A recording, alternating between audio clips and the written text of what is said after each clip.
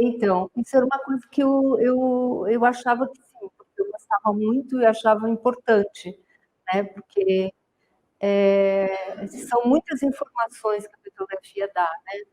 E ainda no mais ou menos um pouco depois do que está aí, mas tipo, lá por 95, mais ou menos, a gente começou a receber solicitação de análise petrográfica de concreto.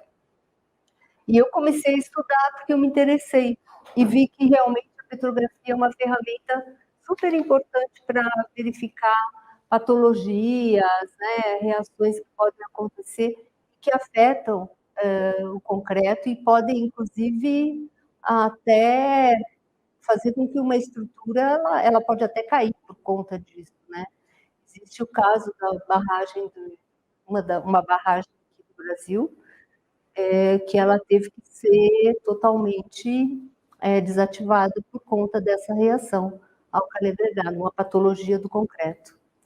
Então, eu comecei a estudar isso e logo um pouco depois, mais ou menos, em 99, uma engenheira do PT, a Cláudia Bastos do Nascimento, estava fazendo o mestrado dela em argamassa de estuque da FAO Maranhão, Faculdade de Arquitetura da Rua Maranhão, né? E ela veio me perguntar se eu faria petrografia daquelas argamassas. Aí eu falei, mas eu nunca fiz.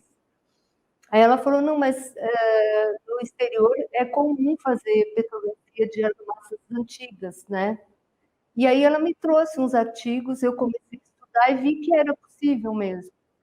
Então, eu comecei a estudar esse assunto, me interessei e achei muito, muito legal, assim, porque a petrografia ajuda bastante na questão aí da idade relativa também de uma edificação e também de restauros, né?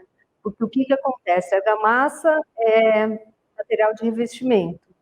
Então, normalmente, quando se faz uma reforma, ou se fazia, o pessoal colocava outra camada por cima, né? E depois outra camada, e depois outra camada, né? Então, isso até se chama estratigrafia, até do ponto de vista, né, arquitetônico.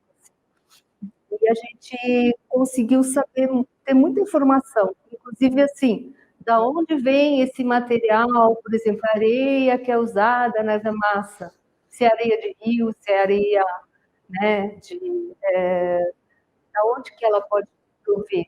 E o tipo de... Porque a argamassa é assim, né, não sei se todo mundo sabe o que é uma argamassa, mas normalmente ela é constituída de cimento, areia, né, e você coloca água e tal, cal e areia, né? Para definir, por exemplo, a data, vamos dizer assim, quando essa argamassa foi feita, né, você precisa distinguir, por exemplo, se tinha cimento ou se não tinha cimento, porque o cimento apareceu aqui, né, aqui no Brasil no começo do século passado. Fora do Brasil, também no final do século XIX. Então, se a gente conseguia perceber se tinha cimento, já era uma indicação da datação daquele restauro, vamos dizer assim, né? E uma coisa interessante também, que para mim foi legal trabalhar com esse assunto, porque quando eu fazia só petrografia de rochas, né, eu tinha contato com o geólogo de campo, os meus colegas petrógrafos, que trabalhavam com mineralogia. Quando eu comecei a trabalhar com argamassas históricas e com concreto, eu comecei a trabalhar com pessoas de outras áreas.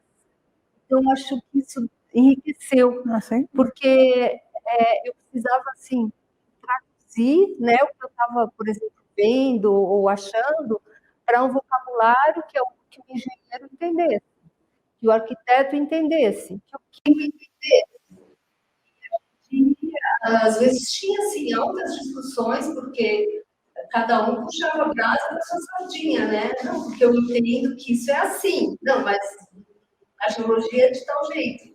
Então, foi um desafio também poder trabalhar de forma, né, interdisciplinar, multidisciplinar e interdisciplinar. E eu acho que nesse aspecto também, o IPT dá essa oportunidade para a gente, sabe? De poder ter essa... Como tem pessoas de várias formações, né? A gente tem essa oportunidade de interagir com pessoas de formações diferentes, então enriquece bastante, né? A gente aprende a acho que a respeitar, né, o ponto de vista do outro, porque muitas vezes isso é difícil, a gente acha que a gente é que está certo, né? Então, eu acho que é um aprendizado para a vida mesmo, né?